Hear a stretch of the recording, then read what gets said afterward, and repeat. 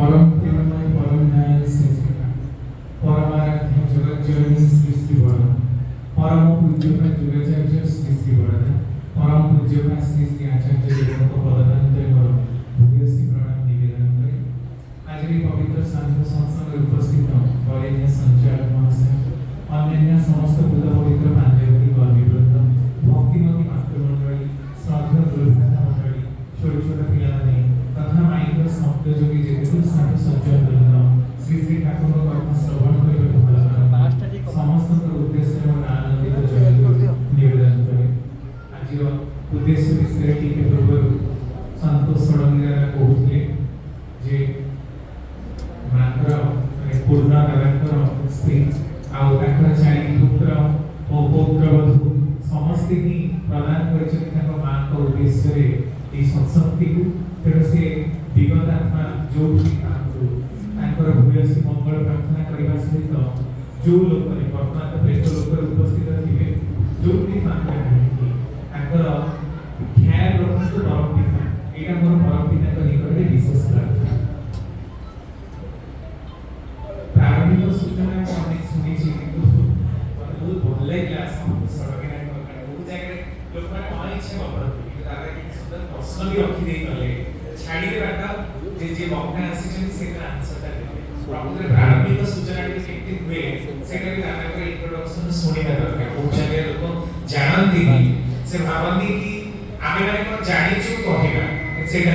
आमे जाहु डाकिछु ताको निकट सुनिबा कारण आमे कोन जानिछु सेटा वर्ष तमाम लोकन सुनछु किंतु बाहर आसीले लोकनकर के आग्रहटा बढ़ी जाए न कि जानिबा पई सुनिबा तेरे के दादा का महनीयता से मेरा बहुत धन्यवाद जो प्रश्न पचारे से उत्तर आरंभ करेंगे जे प्रकृत रे श्रद्धा रखी श्राद्ध तेणु आमे माने जे पर्यंत बंची छथि हमर बापा मां हमर जेजेबापा जेजेमा ताको ऊपर बसी जेजेबापा जेजेमा जे भी थांतु समस्त को उद्देश्य हम श्राद्ध प्रदान करि पारिबा किंतु पिंडदान नहीं जदि अस्थि विसर्जन कर दिया जाए थाए ताहले आ पिंडदान करिबार आवश्यकता पड़े ना जो चावल रे पिंड रांधि दो सेटा पकेबार आवश्यकता पड़े ना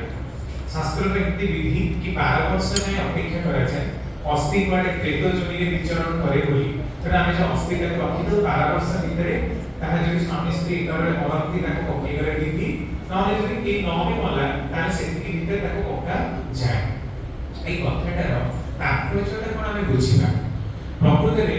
बापा मां होचे हमर चिर नमस्य 12 वर्ष 24 वर्ष और 50 वर्ष ताको पई वर्ष गोटे लिमिटेशन नहे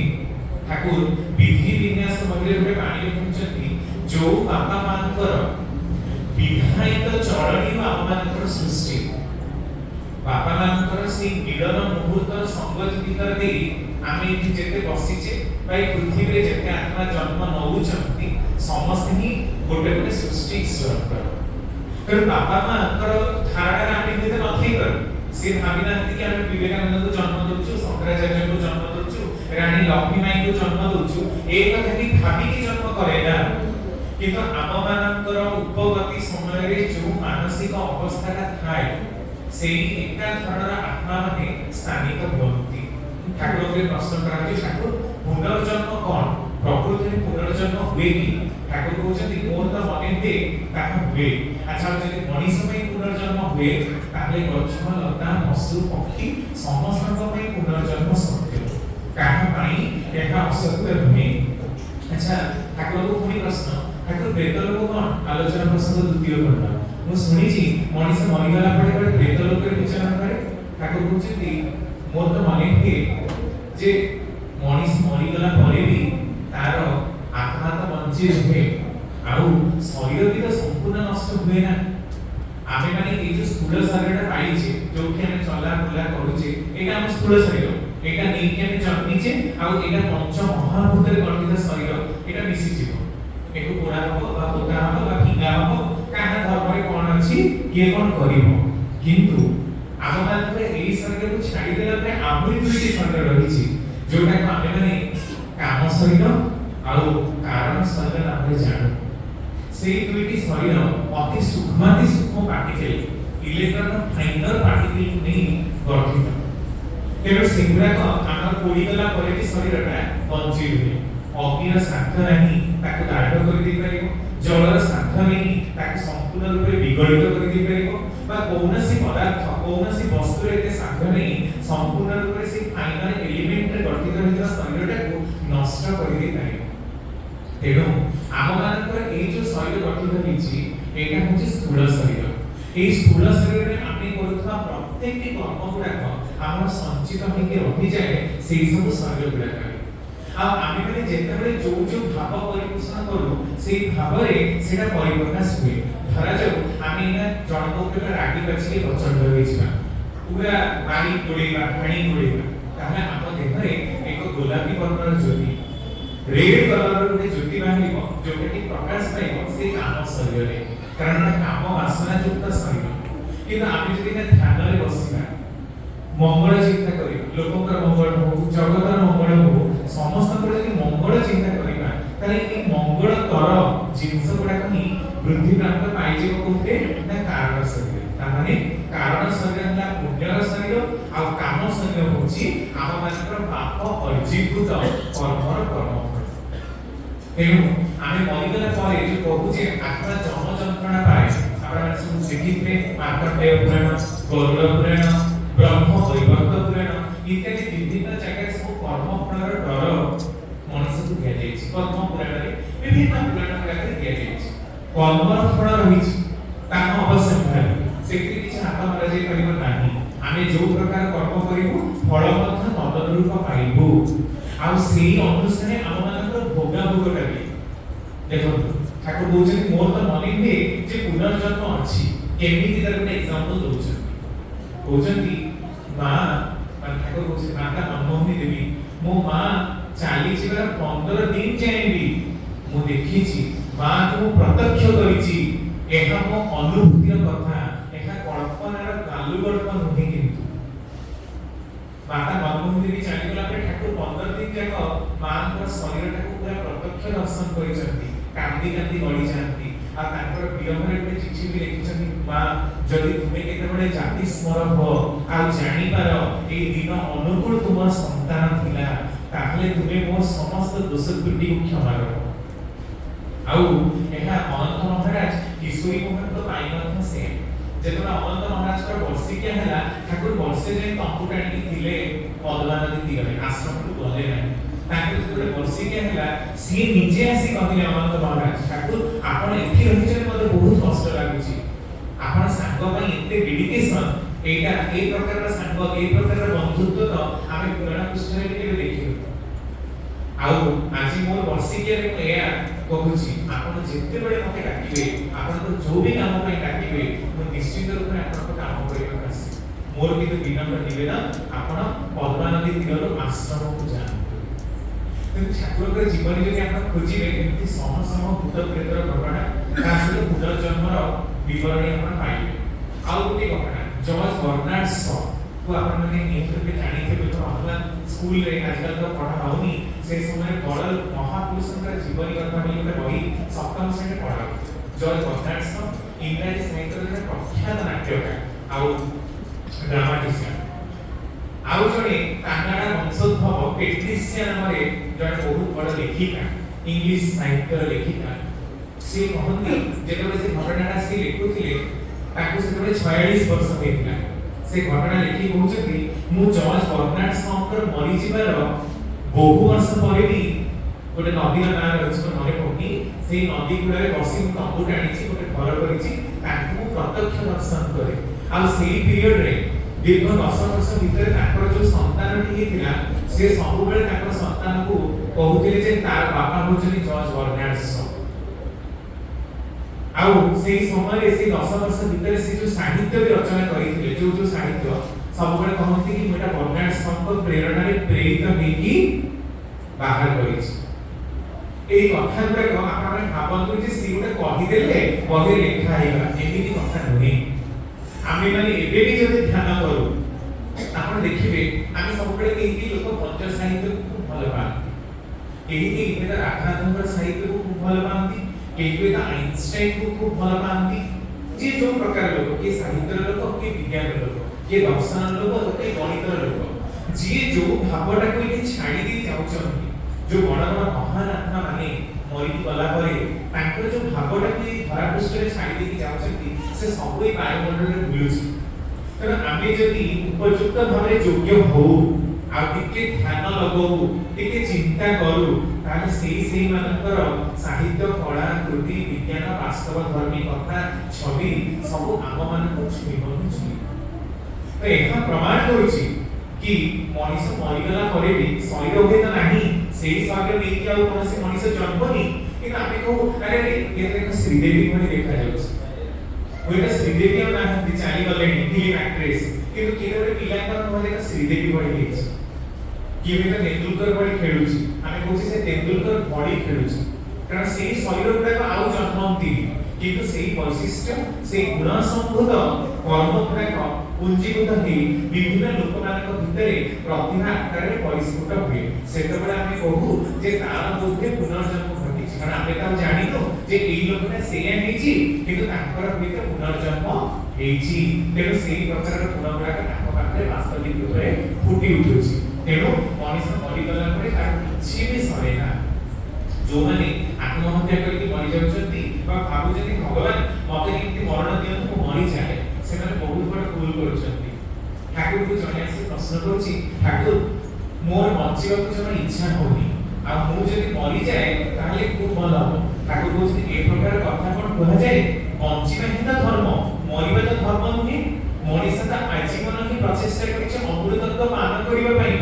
देवता माने भी जो अमर पाई पीकी अमर पीकी माने अमृत पीकी अमर ही जेचंती आ मनीष भी चिर जन्म ही चाहे जे वो अमर ही रहे तेणु अमर ही जदि मनीष रहिबार इच्छा प्रकाश करे ताले से मरिबा को नहीं चाहे मरिबाटा धर्म नुहे बंचिबाटा ही धर्म आ बंचिबा को हेले हमको कष्ट सहन करिबा को पड़िबो खराब प्रकृति जोगु ही आमे मरु प्रति मुहूर्तरे मरु मरिबा माने शरीर त्याग करिबा नुहे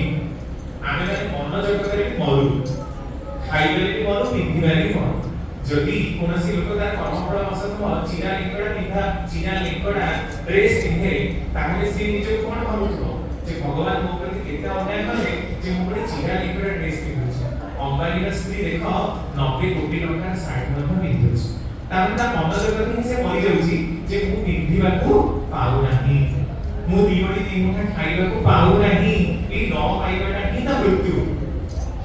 तेरो बंचिबा माने या भाबतो कि जणे लोक बंचिछि ना बंचिबा सेते बेले सार्थक बंचिबा हबो जेते बेले आमे भलरे बंचिबा भलरे गढिबा जोटा को बीइंग एंड बिकमिंग बा धर्म बोली कहा जायछि बुझिपाछि तेरो आम मानकर चिरकाल आशा कि आमे माने बंचु मरि जिबाटा आगम धर्म नुहे तेरो पुनर्जन्म आम मानकर से पर्यंत रहिबो जे पर्यंत वृत्ति प्रकृतिर कबळरू आमे माने मुक्ति संपूर्ण रूपे न पाइछु वृत्ति प्रकृतिर कबळरू मुक्ति न पाइबे जे कोन हबो ना आमे माने प्रकृति परामृष्ट हो प्रकृति अनुसारे चाली जे पर्यंत कि वृत्ति प्रकृतिर ऊर्ध्वक चाली जाओ ताहले कोन हबो से आत्मा माने जीवन मुक्त अवस्था होइबो ताको निर्वाण हो साल्वेशन हो बुद्धदेवଙ୍କର जो शब्द निर्वाण तो इंग्लिश से साल्वेशन कहती आमे हिंदू धर्म रे ताके मुक्ति बोली कहू मुक्ति माने या भाबत कि भगवान का देह आत्माटा जे कि मिसी जी मुक्ति माने हला वृत्ति प्रकृतिर कबळ मुक्त होबा जे पर्यंत आमे काम भाव अधीन से पर्यंत आमे मुक्ति पाइ जे पर्यंत आमे क्रोध लोभ मोहर अधीन से पर्यंत आमे मुक्ति पाइ किंतु जो दिन जाए आमे निज इच्छा अनुसार वृत्ति प्रकृति को चले गबार कैपेसिटी डेवलप न करिछु से पर्यंत मुक्ति पाइ आ जो दिन से क्षमता हम पाखे पड़े आसीबो आमे निज इच्छा अनुसार वृत्ति प्रकृति को परिचालित करि परिबा सेइटा हि हबो प्रकृत धर्म कारण आम मानकर जन्मटा सेहि पाइ ही आमे जे कहू जे मनुष्यर उद्देश्य कोन ना ईश्वर प्राप्ति कि ईश्वर प्राप्ति केमिति होय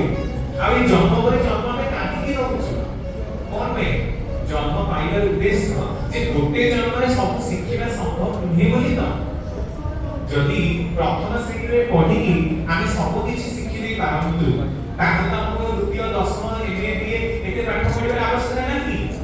आमे सब गोटे क्लास रे पढिबा संभव नुहे बोली सीढ़ी पर श्रेणी आमे अतिक्रम करि करि चालिछु सेमति गोटे जन्म रे सब शिखिबा संभव नुहे बोली आत्मा विभिन्न शरीर रे जन्म लाभ करे ସେଇ ଗୋଟେ ଆତ୍ମା ହୁଏତ ପୂର୍ବ ଜନ୍ମରେ କନ୍ୟା ଥିଲା, ଏ ଜନ୍ମରେ ପୁଣି ପୁତ୍ର ହେଇଛି, ପୁଣି ପୁରୁଷ ଥିଲା, ପୁଣି ନାରୀ ହେଇଛି। ତେଣୁ ଆତ୍ମାର ସବୁ ଗୁଣର ଆବଶ୍ୟକତା ରହିଛି। ସେଇ ଆତ୍ମା ପୁରୁଷ ଜନ୍ମ ବି ପାଏ, ସେଇ ଆତ୍ମା ନାରୀ ଜନ୍ମ ବି ପାଏନି। ତେଣୁ ଆପଣ ଦେଖିବେ ବର୍ତ୍ତମାନ ଯେ LGBTQ କମ୍ୟୁନିଟି ଯୋଉମାନେ ବାହାରି ଯାଇଛନ୍ତି, ସମସ୍ତେ ଆନ୍ଦୋଳନ କରୁଛନ୍ତି, ଆମକୁ ଗୋଟେ ସେପାରେଟ ଲିଙ୍ଗର ମାନ୍ୟତା ଦିଅ। କାହିଁକି ହେଇଛି ଏ କଥା କି ଜାଣିଛନ୍ତି? ସମସ୍ତେ ଖାଲି କହୁଛନ୍ତି ପୁଅଟା ଝିଅ ଭଳି ଚଳୁଛି, ଏଇଟା ସମାଜ ପାଇଁ ନିନ୍ଦା ହେଇଗଲା। ଝିଅଟା ପୁଅ ଭଳି ହେଇଛି, ଏଇଟା ସମାଜ ପାଇଁ ନିନ୍ଦା ନା, ଏଇଟା ତାର ପୂର୍ବ ଜନ୍ମର କୃତି। ଆପଣ ଦେଖିବେ ଝିଅ ପିଲାମାନଙ୍କୁ ସେମାନେ ପୁରା ମାନେ ପୁଅ ପିଲାଙ୍କ ଭଳି ସବୁ କାମ କରିବେ, ବାହାର କାମ କରିବେ, ଝିଅ ପିଲାଙ୍କର ପୁରା ତାଙ୍କ ପାଖରେ ନଥାଏ। ଅନେକାଂଶ ତାଙ୍କ ନିଷେଧା ଦେଇକି ଉଠେ, ଆଉ ସ୍ୱରଟା ବି ପୁଅ ପିଲାଙ୍କ ଭଳି ଥାଏ। ଏହା ପ୍ରମାଣ କରୁଛି ପୂର୍ବ ଜନ୍ମରେ ସେମାନେ ପୁଅ ହିଁ ଥିଲେ, ଏ ଜନ୍ମରେ ଖାସ କରି ପୁଣି ଝିଅ ଜନ୍ମ ପାଇଲେ। ଲଗାତାର 3 ଜନ୍ମ 4 ଜନ୍ମ ପାଇଲା ପରେ ତାଙ୍କ ଭିତରେ ଝିଅର ଗୁଣ ଗୁଡାକ ପ୍ରକୃତ ରୂପରେ ବିକଶିତ ହେବ। ତେଣୁ ଆପଣଙ୍କ ସବୁ ଗୁଣ, ନାରୀର ଗୁଣ, ପୁରୁଷର ଗୁଣ, ସବୁ ଗୁଣାକ ହିଁ ଶିଖିବାର ଆବଶ୍ୟକତା ରହିଛି ବୋଲି ଆମେ ଦେଖୁ ଯେ ବିଭିନ୍ନ ଲୋକ ଭିତରେ ଏହି ବୈଜ୍ଞାନିକ ବୈଶିଷ୍ଟ୍ୟଟା ରହିଛି କି କେତେ ପ୍ରକାରର ଚାଲିଚଳଣି ଭିତରେ ଦେଇକି ଅଭ୍ୟସ୍ତ। ତେଣୁ ଆମେ ପୁନର୍ଜନ୍ମ ବା ଜନ୍ମବାର ପରମ୍ପରାକୁ ଆମେ କେବେ ବି ଅସ୍ୱୀକାର କରିପାରିବା ନାହିଁ। କାହିଁକି? କାରଣ ନା ମଣିଷ ମରିଗଲା ପରେ ତାର ଯୋଉ ସୂକ୍ଷ୍ମ ଫାଇନାଲ ପାର୍ଟିକଲ ଗୁଡାକ ଆଡଜଷ୍ଟେଡ ହେଇକି ପୁଣି ବାପା ମାଙ୍କ ପାଖକୁ ଯାଉଛି। ପୁଣି ଜଣେ ପ୍ରଶ୍ନ କଲେ, ଠାକୁର ଆମେ ଯେ ବୁଝିପାରିଲୁନି, ଯଦି ଫାଇନାଲ ପାର୍ଟିକଲ ଗୁଡାକ ପୁଣି ଶରୀର ଭିତରେ ପ୍ରବେଶ କରେ ତାହେଲେ ଆତ୍ମା ଜନ୍ମ ନିଏ କିପରି? ଠାକୁର କହୁଛନ୍ତି ଧରାଯାଉ ଆପଣ ଗୋଟେ ଟେକାଟେ ଗୋଟେ ପୋଖରୀ ଭିତରେ ପକେଇଲେ, ଆପଣ ଦେଖନ୍ତୁ ସେଇଟାକୁ ଦେଖିକି ମାର୍କୋନି ରେଡିଓ ଉଦ୍ଭାବନ କରିଥିଲେ ତରଙ୍ଗକୁ ଦେଖିକି। ଆମର ଏଇ ଯୋଉ ଫାଇନାଲ ପାର୍ଟିକଲ ଗୁଡାକ ସେ ତରଙ୍ଗ ଭଳି ଟେକାଟେ ଆପଣ ପକେଇଲେ ପାଣିରେ, ଦେଖିବେ ପ୍ରଥମେ ଗୋଟେ ଛୋଟ ଗୋଲେଇ ହବ, ତାପରେ ବଡ, ଏମିତି ହେଇକି ସେ ତରଙ୍ଗଟା ପୋଖରୀର ଶେଷ ଯାଏଁ ଚାଲିଯିବ ଯଦି ଆପଣ ଟିକେ ଠିଆ ହେଇକି ଦେଖିବେ। ସେମିତି ଆମେ ଯେବେଠୁ ଜନ୍ମ ନେଲୁ ଆମର ଜନ୍ମଟା ସେବେଠୁ ଆରମ୍ଭ ହେଲା, ଜନ୍ମଟା ସରି ଯାଇନି। ତେଣୁ ଏ ଜନ୍ମରେ ଏମିତି ଜନ୍ମ ହେଲା ପୁଣି ପର ସମୟରେ ସେ ବଢି ଗୁଣଟା ପୁରା ବିକଶିତ ହେଇକି ଚାଲିବ। ତେଣୁ ଆମେ ଯେ ମୃତ ବ୍ୟକ୍ତି ଉଦ୍ଦେଶ୍ୟରେ ଏଇ ଯୋଉ ଶ୍ରାଦ୍ଧର ସହ ଶ୍ରଦ୍ଧାର ସହ କିଛି ପ୍ରଦାନ କରୁଛେ ଏଗୁଡାକ ବ୍ୟର୍ଥ ନୁହେଁ, କିନ୍ତୁ କାରଣ ତାର ଯୋଉ ସୂକ୍ଷ୍ମ ଭାବରେ ଯୋଉ ଫାଇନାଲ ପାର୍ଟିକଲ ଗୁଡାକ ରହିଛି ସେଇ ତରଙ୍ଗଟା ପୁଣି ଆକୃଷ୍ଟ କରୁଛି ଆଉ ଗୋଟେ ବାପା ମାନଙ୍କୁ। ସେଇ ବାପା ମାନଙ୍କ ମିଳନ ଭିତରେ ଦେଇ ସେଇ ଆତ୍ମାଟା ଦେଖନ୍ତୁ ଲ୍ୟାଣ୍ଡ କରିଛି। এই প্রশ্ন ঠাকুরଙ୍କୁ ପୁଣି କରାଗଲା। ଠାକୁର ଶୁଣିଛି ଅନେକାଂଶରେ ଠାକୁରଙ୍କ ପାଖକୁ ଜଣେ ପୋଲିସ ଅଫିସର ଆସିଥିଲେ। ସିଏ 5-10 ବର୍ଷ ହେଲାଣି ତାଙ୍କ ପିଲାଟାକୁ, ସିଏ ଆସି କମ୍ପ୍ଲେନ କରୁଛନ୍ତି ଠାକୁର ମୋ ପୁଅଟା ନେଇକି ଚୋର ହେଇଛି।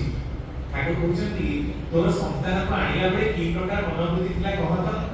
ସେ ଯାଇ 10 ବର୍ଷ ତଳର ଡାଇରୀ ଦେଖନ୍ତି ତ ମନେ ପଡେ ଯେ ସେଇ ସମୟରେ 10 ବର୍ଷ ତଳେ ଯେତେବେଳେ ତାଙ୍କ ସନ୍ତାନ ଗର୍ଭସ୍ଥ ହେଲା ସେତେବେଳେ ସେ ବହୁତ ବଡ଼ ଚୋରଟାକୁ ଧରିଥିଲେ ସେ ପୋଲିସ ଅଫିସର। ତେଣୁ ମିଳନ ସମୟରେ ସେ ତାଙ୍କ ସ୍ତ୍ରୀଙ୍କ ସହିତ ସେଇ ପ୍ରକାର କଥା ହିଁ କହୁଛନ୍ତି ଚୋରଟାକୁ କେମିତି ହେଇଛି କଣ, ସେଇ ପ୍ରକାର ଭାବାଭାବନା ଭିତରେ ସେ ପୀଡ଼ିତ ହେଇଛନ୍ତି। ଆଉ ଗୋଟେ ଚୋର ଆତ୍ମାଟେ ଯେହେତୁ ଚୋରର କଥା ବାରମ୍ବାର ହିଁ ଆଲୋଚନା ହଉଛି, ତେଣୁ ଚୋରି କରୁଥିବା ସେଇ ଆତ୍ମା ନ ହେଇପାରେ, ଆଉ ଗୋଟେ ଚୋରି କରୁଥିବା ପ୍ରଖ୍ୟାତ ଚୋର ଆତ୍ମା ଗର୍ଭସ୍ଥ ହେଇଛି ସେଇ ବାପା ମାଙ୍କ କୋଳରେ। ତାକୁ ଏ କାରଣଟି ଧରିଥିଲେ। ତେଣୁ ଆମମାନଙ୍କର ଶାସ୍ତ୍ରରେ ଯୋଉ କଥା ଯେ ପିତା ମାତା ସଂଯୋଗ କାଣୀ ପିଢ଼ିଟା ଲେଖିଲା କପାଳେ, ଏଇ କଥାଟା ମିଛ ନୁହେଁ କିନ୍ତୁ। ତେଣୁ ଆମେ ଏଇ ଯୋଉ ଶ୍ରାଦ୍ଧଟା ପ୍ରଦାନ କରୁଛେ, ଏଇ ଯୋଉ ପିଣ୍ଡ ଦାନ କରୁଛେ, ବ୍ରାହ୍ମଣଙ୍କୁ ଡକେଇକି ଛଞ୍ଚା ଦଉଛେ, ଏଇଟା ଦେଖିକି ଆମର ପିତୃପୁରୁଷ ଯାହାଙ୍କ ଉଦ୍ଦେଶ୍ୟରେ ଯାହାଙ୍କ ନାଁ ନେଇକି ଆମେ ଦଉଛେ ସେ ବହୁତ ଖୁସି ହଉଛନ୍ତି, ଦେଖୁଛନ୍ତି ଯେ ମୋର ପିଲାପିଲି ମାନେ ମତେ ଶ୍ରଦ୍ଧା କରନ୍ତି କି ନା। କିନ୍ତୁ ଏଠୁ ଗୋଟେ କ୍ଲଜ, ଯଦି ଆପଣଙ୍କର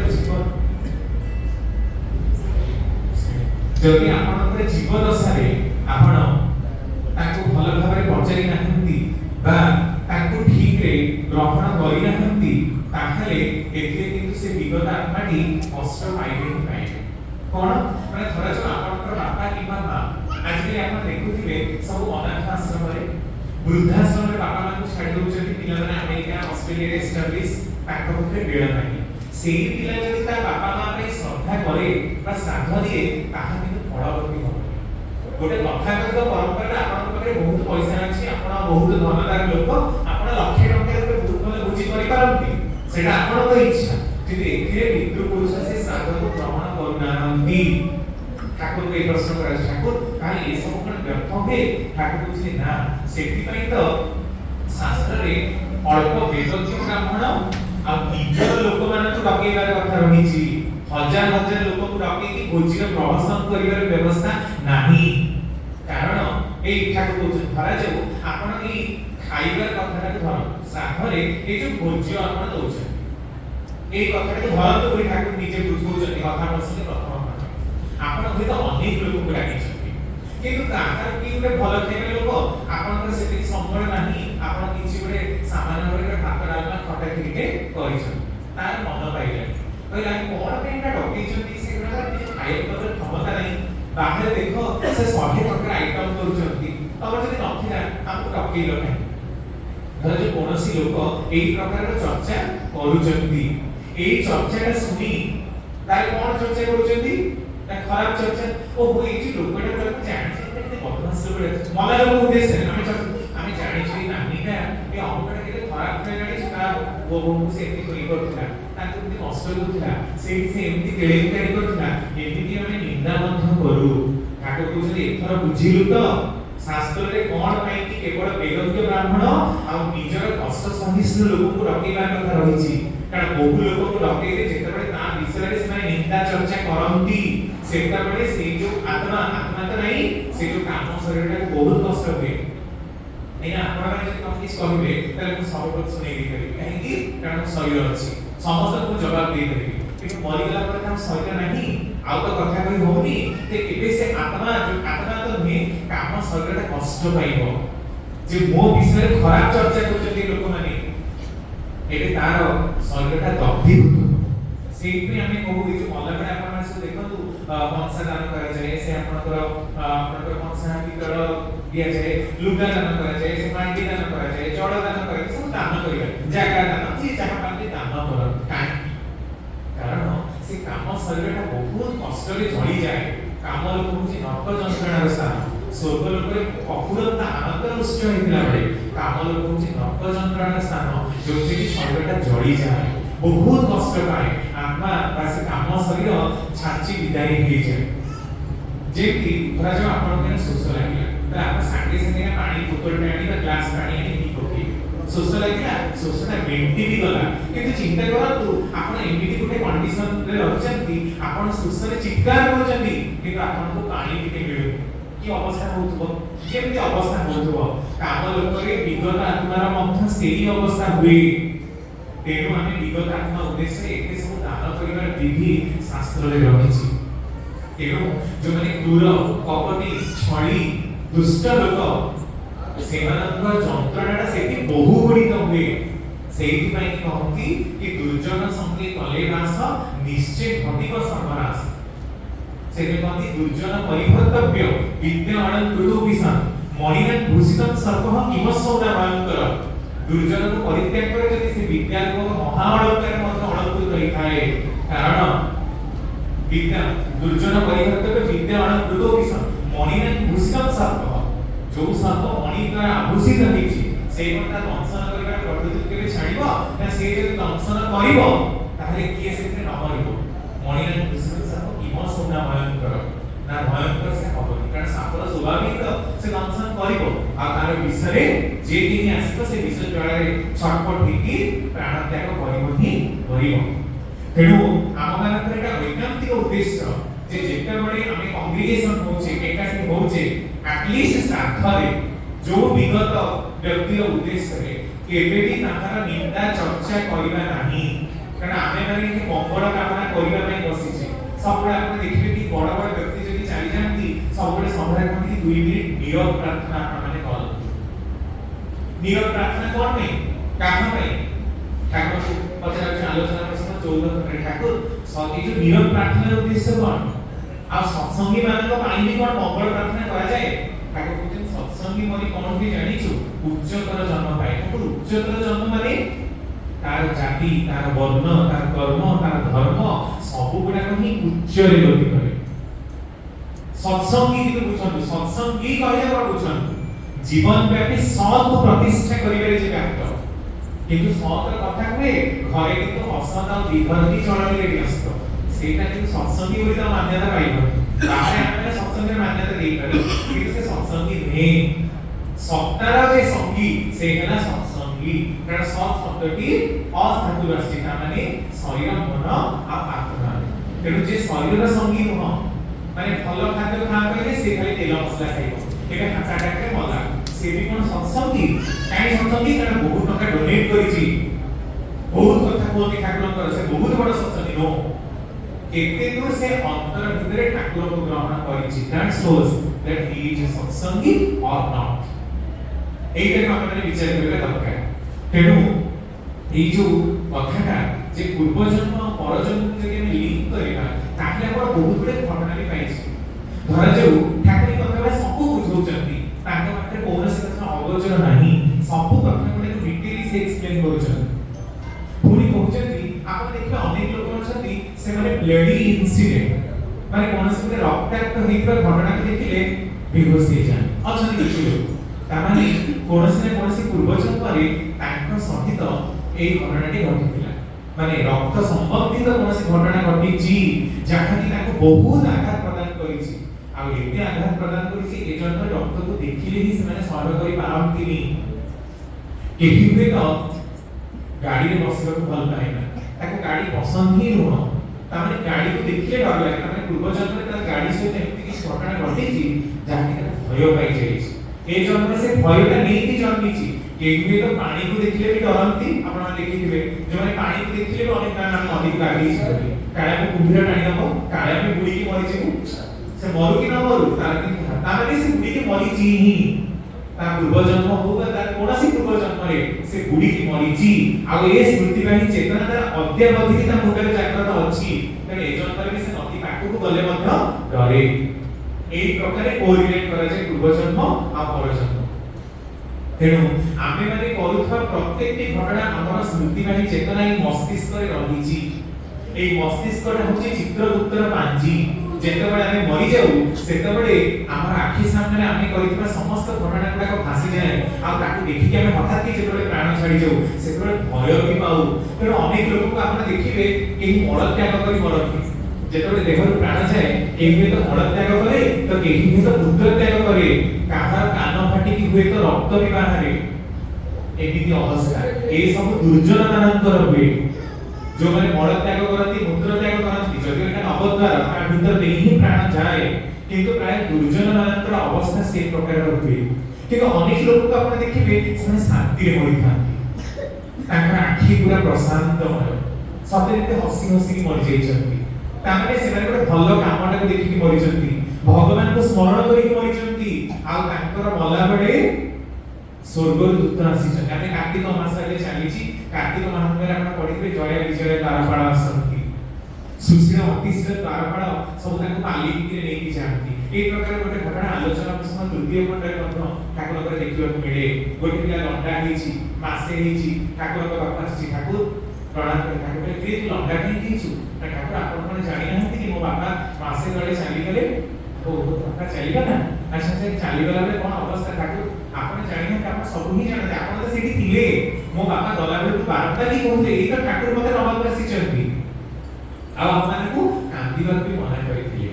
ତେଣୁ ଆମେ ଏସବୁ କହୁ ନା ମାନେ କ'ଣ କିଏ ନବାକୁ ଆସିଛନ୍ତି ନ ଆସିଛନ୍ତି ସେ ଅଲଗା କଥା କିନ୍ତୁ ଆମର ଭଲ କର୍ମଟା ହିଁ ଆମକୁ ଭଲରେ ଯିବାରେ ସହାୟକ ହୁଏ ଆଉ ଏ ଅବସ୍ଥାରେ କେମିତି କୁହନ୍ତୁ ଯେତେବେଳେ ଆମେ ହଠାତ୍ କରିଥିବା ଜନ୍ମରୁ ମୃତ୍ୟୁ ପର୍ଯ୍ୟନ୍ତ ସମସ୍ତ କର୍ମ ଗୁଡ଼ାକ ଆମ ଚକ୍ଷୁ ସାମ୍ନାରେ ଭାସିଯାଏ ଆଉ ଆମେ ହଠାତ୍ ଦେଖିକି ପ୍ରାଣଟା ଫଟକି ଛାଡ଼ିଯାଏ ସେତେବେଳେ ଆମେ ଗୋଟେ ଛଙ୍କା ପାଇଯାଉ ଆଉ ସେହି ସମୟରେ ହିଁ ଏଇ ଇହ ଜଗତରେ ଆମର ପ୍ରାଣଟା ବିଚ୍ଛିନ୍ନ ହେଇଯାଏ ମାନେ ଏଇ ଧରା ପୃଷ୍ଠରୁ ଆମର ପ୍ରାଣଟା ଫଟକି ଯେମିତି ଧରାରେ ମୁଣ୍ଡଟା ଆମେ ପୁରା ଫଟକି କାଟି ଦିଆଯିବ ମାନେ ଆମେ କିଛି ଜାଣି ହିଁ ପାରିବାନି ଆମ ପ୍ରାଣଟା ଚାଲିଯିବ କିନ୍ତୁ ଆପଣ ଦେଖିବେ ମୁଣ୍ଡଟା ଛଟପଟ ହୁଏ ଯଦି ଦେଖିବେ କି ଆତ୍ମହତ୍ୟା କରି ଟ୍ରେନ ଲାଇନରେ ମରେ ଯେତେବେଳେ ଦେଖିବେ ମରିବା ପରେ ବି ସାଙ୍ଗେ ସାଙ୍ଗେ ଦେହରୁ ପ୍ରାଣ ଯାଉନି କାରଣ ପ୍ରାଣ ଯିବା ଏତେ ସହଜ କଥା ନୁହଁ ପ୍ରାଣ ପ୍ରଥମେ ପାଦ ଯଦି ନ ମାରିକି ମୃତ୍ୟୁ କରେ ନ୍ୟାଚୁରାଲି ଡେଥ୍ ହୁଏ ଆପଣ ଦେଖିବେ ପରୀକ୍ଷା କରି ଠାକୁର ଏଟା କହିଛନ୍ତି ଗଜପଡ଼ ଦତ୍ତରାୟଙ୍କର ଭଲ୍ୟୁମ୍ 2 ଠାକୁର ଅନୁକୂଳ ଚନ୍ଦ୍ର କହିଲେ ପାଦ ଆଡୁ ପ୍ରାଣ ଯାଏ ତେଣୁ ଆପଣ ଦେଖିବେ ନର୍ମାଲି ଯଦି କେହି ମରେ ତାର ପାଦ ଶୀତଳ ହବ ପ୍ରଥମେ ପାଦ ଥଣ୍ଡା ହବ ତାପରେ ଦେହ ଏମିତି ସବୁ ହେଇ ପ୍ରାଣ ଛାଡ଼ିଗଲା ପରେ ଦେଖିବେ मुंड गरम थिबो माने मुंडरे तापडा थिबो कारण एटा साइंस भी कहे जे मरिबार अध घंटा घंटे जाए ब्रेन एक्टिव थाए आमे मरिबा काहे को कहू जेतबे हृदस्पंदन बंद हो जाए हार्ट बीट बंद हो गले डॉक्टर ताको कहती he is no more she is no more किंतु सेटा मृत्यु नुहे तार देह घंटे जाए भी ब्रेन एक्टिव थाए तेरो ठाकुर माइक्रोमीटर कथा कहले जदि देह संपूर्ण रूप से सुस्थ रहिछि ताले अकाल मृत्यु माइक्रोमीटर स्पंदन देई लोक को बचा जाई पारे कारण सब ऑर्गन गुडा ठीक रहिछि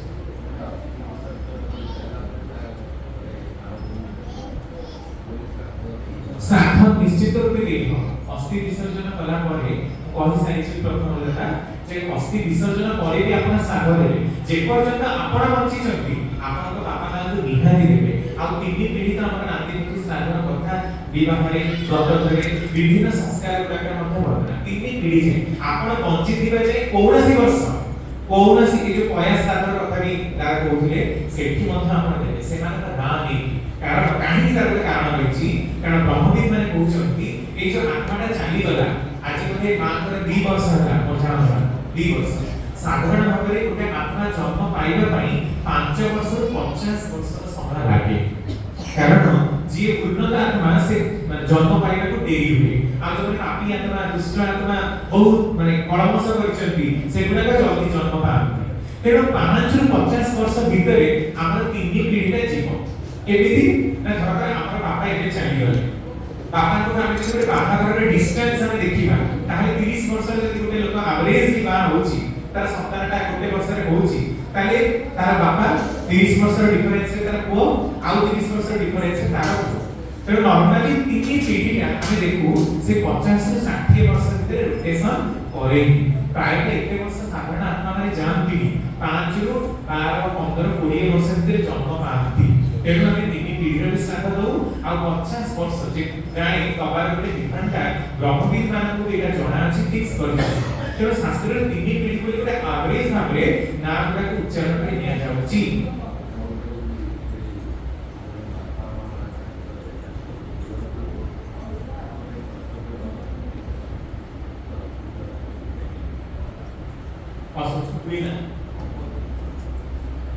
देखो जीव जई तो असौच कथा नाही शास्त्र एटा को खंडन एथिबे करूचंती कारण जीव जेते बाहा ही परगति हुए पिता कन्या दान करंती सेतबे से तार सासु घरटा कि निजर घर बोली मने करे किंतु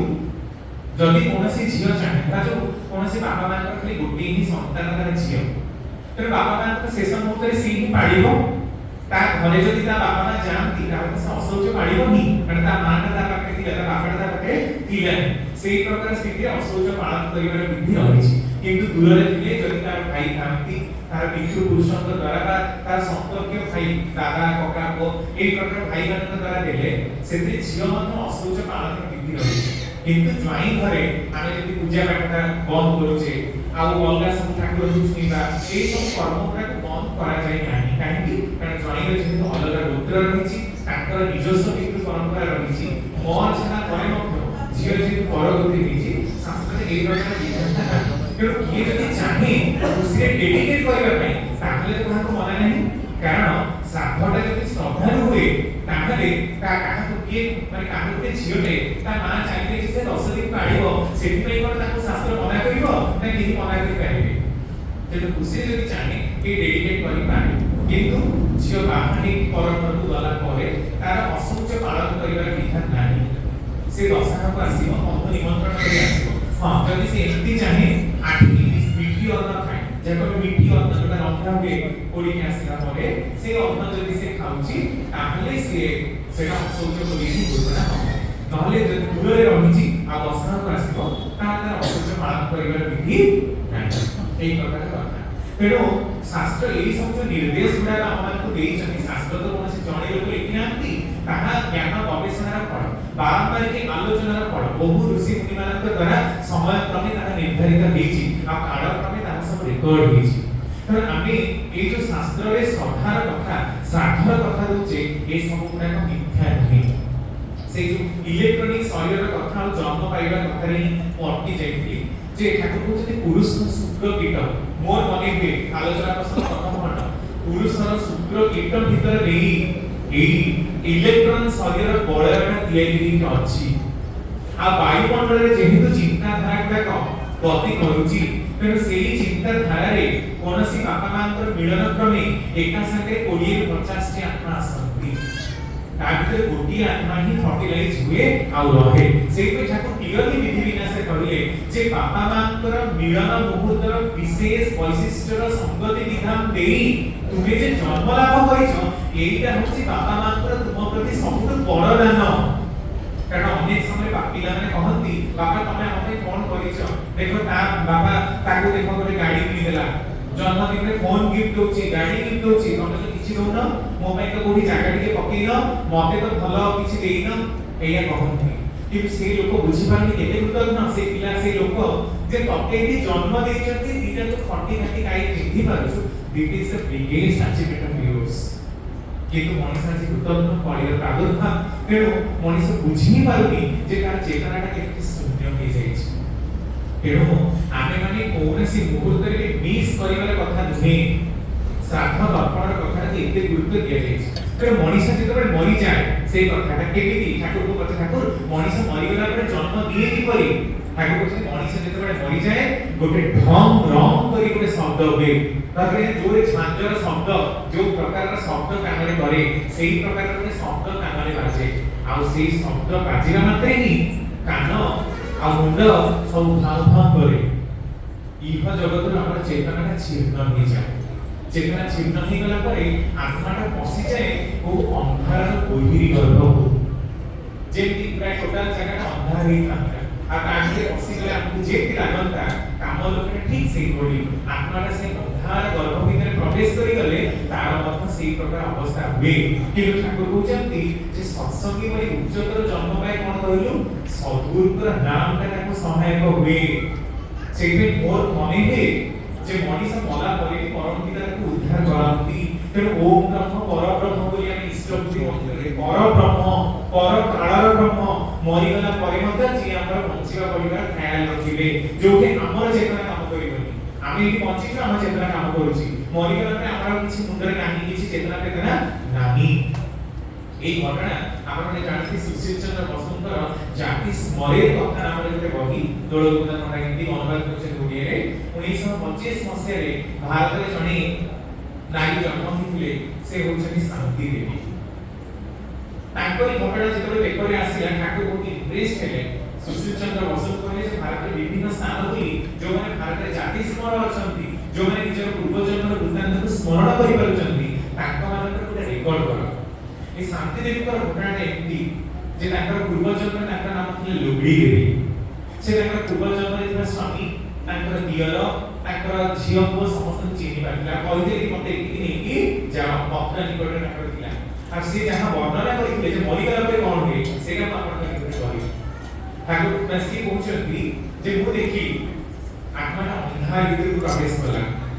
अंधार भीतर को प्रवेश कला तामे काम लोक भीतर को प्रवेश कला आ काम लोक भीतर प्रवेश करी पूरा अंधार राज्य रे पड़े पड़े गला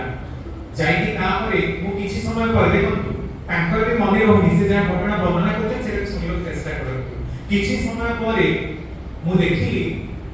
जने दिव्यात्मा सिंहासन पर बसिचंती तांको पाखे अनेक लोक लाइन लगी चंती मु से सिंहासन को देखिली ता ऊपर पुनी आ टिके उठी गली तापर मु पुनी जन्म ए घटना कोन लागुची साधारण सिंहासन को पड़े नो सेमती नहे अंधार भीतर को प्रवेश करली मुनी किछि समय परे देखिली किछि समय भीतरे 4-5 वर्ष समय बीती जाई जो किछि समय रे आमे जानि पारुना केते समय बीती जाय परम पिता तो दया हेले ही हमें जन्म लाभ करू आमे निजर इच्छा अनुसार जन्म लाभ करि परिबा नाही तो जे लोक आत्महत्या करि मरुची निज निजे कष्ट देई मारुची तार अधिकार केबे भी से निज मारि परिबो कारण सीए ता बॉडी ऊपर ता कोनोसी कंट्रोल नाही जन्म पाइला बेले ता बॉडी ऊपर ता कंट्रोल नथिला आ निजर इच्छा अनुसार जेतबे से निज मारि दउची सेतबे तार कोनोसी अधिकार नाही परम पिताଙ୍କର ଦିଆମାନ ଶରୀର ତାକୁ ଯଦି ଆମେ ଦାୟିତ୍ୱ କରି ନ ରଖୁ ଯତ୍ନ କରି ନ ରଖୁ ତେବେ କଷ୍ଟ ପାଇବାଟା କିନ୍ତୁ ସାର ହବ ତାପରେ ସେ ସ୍ୱର୍ଗ ଲୋକକୁ ଯାଇଛନ୍ତି ଆଉ ସ୍ୱର୍ଗ ଲୋକରେ ଦେଖୁଛନ୍ତି ଦିବ୍ୟାତ୍ମା ଦିବ୍ୟ ପୁରୁଷ ମାନ ତାପରେ ପୁଣି ଜନ୍ମ ପାଉଛନ୍ତି ଏଇ ଘଟଣାଟା ତାଙ୍କର ମନେ ଥିଲା ଆମ ମାନଙ୍କର ବି ହୁଏ କିନ୍ତୁ ଆମମାନଙ୍କର ସ୍ମୃତିବାହୀ ଚେତନା ନଥିବା ହେତୁ ଆମେ ତାହା ଜାଣିପାରୁନୁ। ତେଣୁ ସାଧାରଣ ଭାବରେ ଗୋଟେ ଜନ୍ମରୁ ଆଉ ଗୋଟେ ଜନ୍ମର ବ୍ୟବଧାନ ପ୍ରାୟତଃ ଦେଖିବାକୁ ମିଳେ 6-7 ବର୍ଷରୁ ଆରମ୍ଭ କରି 10-12-15-20 ବର୍ଷ ଭିତରେ ନର୍ମାଲି। ଆଉ ଯେଉଁମାନେ ଉନ୍ନତ ଆତ୍ମ ତାଙ୍କର ଢେର ଅଧିକା ମଧ୍ୟ ହେଇପାରେ। ତେଣୁ ଆମମାନଙ୍କର ଏଇ ଯେଉଁ ଶ୍ରାଦ୍ଧର କଥାଟା କୌଣସି ମତେ ଯେମିତି ଆମେମାନେ ବିପର୍ଯ୍ୟସ୍ତ ନ କରୁ। ତାକୁ କହୁଛନ୍ତି ଯାସ୍କାଚାର୍ଯ୍ୟଙ୍କର ନିରୁକ୍ତଟା ଦେଖି ଆସି କହ ତ ଶ୍ରାଦ୍ଧ ଶବ୍ଦର ଅର୍ଥଟା କ'ଣ? ସେ କହୁଛନ୍ତି ଶ୍ରଦ୍ଧ ଧାରୁ ଶ୍ରାଦ୍ଧ। ଆଉ ଶ୍ରଦ୍ଧ ଶବ୍ଦଟି ସଦରୁ ଆସିଛି। ତାମାନେ ଆମେ ଯଦି ଜୀବଦଶାରେ ସଦ୍ ଚଳଣି ଚଳିଲେଣି, ଧରାଯାଉ ଆପଣଙ୍କ ବାପା ମା ଆପଣଙ୍କୁ ଜନ୍ମ ଦେଇଛନ୍ତି, ଆପଣ ଏଇଟା ବହୁତ ବଡ଼ ଆଇଏଏସ୍ ଅଫିସର, ବହୁତ ବଡ଼ ମୁଖ୍ୟମନ୍ତ୍ରୀ, ବହୁତ କିଛି, ଆପଣ କିନ୍ତୁ ଦପ୍ତରୀ କରି 1000 କୋଟିର ମାଲିକ, ଆଉ 10,000 ଲୋକଙ୍କୁ ଆପଣ ଭୋଜି ଖାଇବାକୁ ଦେବାର କ୍ଷମତା ଅଛି, ତାହେଲେ ବି ଆପଣଙ୍କ ଶ୍ରାଦ୍ଧ ସାର୍ଥକ ହଉନି। କାରଣ ଜୀବନ ବ୍ୟାପୀ ଆପଣ ଅସତ୍ ଉପାୟରେ ଯେଉଁ ଧନ ଅର୍ଜନ କରିଛନ୍ତି ତାହା ପିତୃପୁରୁଷଙ୍କର କେବେ ବି ଗ୍ରାହ୍ୟ ହେଇପାରିବ ନାହିଁ। କାହିଁକି ହେଇପାରିବନି? କାରଣ ଶ୍ରଦ୍ଧା ଶବ୍ଦଟା ସତ୍ରୁ ଆସିଛି। ତେଣୁ ସତ୍ଟା ଯଦି ନଷ୍ଟ ହେଇଯାଏ, ବିପର୍ଯ୍ୟସ୍ତ ହେଇଯାଏ, ତାହେଲେ ଆମମାନଙ୍କର କରାଯାଇଥିବା କର୍ମ ଗୁଡ଼ାକ ମଧ୍ୟ ଧ୍ୱଂସସାତ ହୁଏ। ତେଣୁ ଏଇଟାକୁ ମଧ୍ୟ ବିଶେଷ ଭାବରେ ନଜର ରଖିବାକୁ ପଡ଼ିବ। ତେଣୁ ଶ୍ରଦ୍ଧା ଶ୍ରାଦ୍ଧ ଆମେ ଯିଏ ବି କରୁଛେ ଆମର ସମ୍ବଳ ଅନୁସାରେ, ଆମର କାମ ଅନୁସାରେ, ଆମର ପ୍ରତ୍ୟେକଟି ସାଧ୍ୟ ଅନୁସାରେ ଆମେ କରିବା। ଧାର କରି ନୁହେଁ, ଲୋକଙ୍କୁ ଲାଞ୍ଚ ଦେଇ ନୁହେଁ, ଠକେଇ କରି ନୁହେଁ। ଆଉ ଆମମାନଙ୍କର ଜୀବନ ବ୍ୟାପୀ କର୍ମଟା ବି କ'ଣ କୁହନ୍ତୁ ନା ସତ୍ କର୍ମ। ନହେଲେ ପିତୃପୁରୁଷ ଯେମିତି ଅସନ୍ତୁଷ୍ଟ ହେବେ, ପିତୃପୁରୁଷଙ୍କର ଅଭିଶାପରେ ବଂଶ ଧ୍ୱଂସ ହେବା ସହିତ ପିଲାମାନଙ୍କର କୌଣସି କାର୍ଯ୍ୟ ବି ସିଦ୍ଧ ହବନି। ଆଉ ବିଭିନ୍ନ ପ୍ରକାର ଅସୁବିଧା ଆପଣମାନେ ପଡ଼ିବେ। ଜ୍ୟୋତିଷଶାସ୍ତ୍ର ଅନୁସାରେ ଆପଣମାନଙ୍କୁ ଅନେକ ପ୍ରକାର ଦୋଷ ମଧ୍ୟ ଲାଗିବ। ତେଣୁ ଆମେମାନେ ସତ୍ ଉପାୟରେ, ସାଧୁ ଉପାୟରେ, ସତ୍ ମାର୍ଗରେ ଚଳି ଯେତିକି ଟିକେ ପାରୁ ଯଦି ପିତୃପୁରୁଷଙ୍କୁ ଦଉ, ସେଇଟା ହିଁ ତାଙ୍କର ପ୍ରକୃତ ଗ୍ରାହ୍ୟ। ନହେଲେ ଏ ସବୁ ଗୁଡ଼ାକ ଏକଦମ ରୂପରେ ହିଁ ନଷ୍ଟ। ସମୟ ପୁରା ସରି ଯାଇଛି। ଯାହାକୁ 45 ମିନିଟ୍ କରିବାର ସୁଯୋଗ ମିଳିଛି ସେ ଦାଦାକୁ ବହୁତ ବହୁତ ଧନ୍ୟବାଦ। କାରଣ ଟପିକ୍ ତ ଅନେକ ହିଁ ରହିଛି। ଆଉ ମୁଁ ତ ଭାବେ ଯେ ଆଲୋଚନା ଠିଆ ହିଁ କରିବା ଅପେକ୍ଷା ଯେତେ ଆପଣମାନେ ପ୍ରଶ୍ନ ପଚାରିବେ ଆହୁରି ଟପିକ୍ଟା ବହୁତ ଚାଲିଯିବ, କିନ୍ତୁ ସେ ସୁଯୋଗ ନାହିଁ ବର୍ତ୍ତମାନ ସତ୍ସଙ୍ଗରେ। ଯାହାକୁ ସତ୍ସଙ୍ଗରେ ଉପସ୍ଥିତ ସମସ୍ତ ବ୍ୟକ୍ତି ବିଶେଷଙ୍କର ମଙ୍ଗଳ ପ୍ରାର୍ଥନା କରନ୍ତି, ତାଙ୍କ ପଦ ପ୍ରାର୍ଥନା କରେ ତଥା ଯେଉଁ ବିଗତ ବ୍ୟକ୍ତିଙ୍କର ଉଦ୍ଦେଶ୍ୟରେ ସତ୍ସଙ୍ଗଟି ପ୍ରଦାନ କରାଯାଇଛି ତାଙ୍କର ଭୂୟସୀ ମଙ୍ଗଳ ପ୍ରାର୍ଥନା କରିବା ସହିତ ଯେଉଁଠି ବି ସେ ଥାଆନ୍ତୁ ସେଇଠି ରହି ସେ ଆମ ସମସ୍ତଙ୍କୁ ସ୍ୱସ୍ତିବାଦ ଆଶୀର୍ବାଦ ପ୍ରଦାନ କରନ୍ତୁ। ତତ୍ ସହିତ ତାଙ୍କର ଜନ୍ମ ପାଇବାଟା ମଧ୍ୟ ସେମିତି ଉନ୍ନତ ଘରେ ହଉ। ଏଇଟା ଆମର ପରମ ପିତାଙ୍କ ଚରଣରେ ଐକାନ୍ତିକ ପ୍ରାର୍ଥନା। ଜୟ ଗୁରୁ।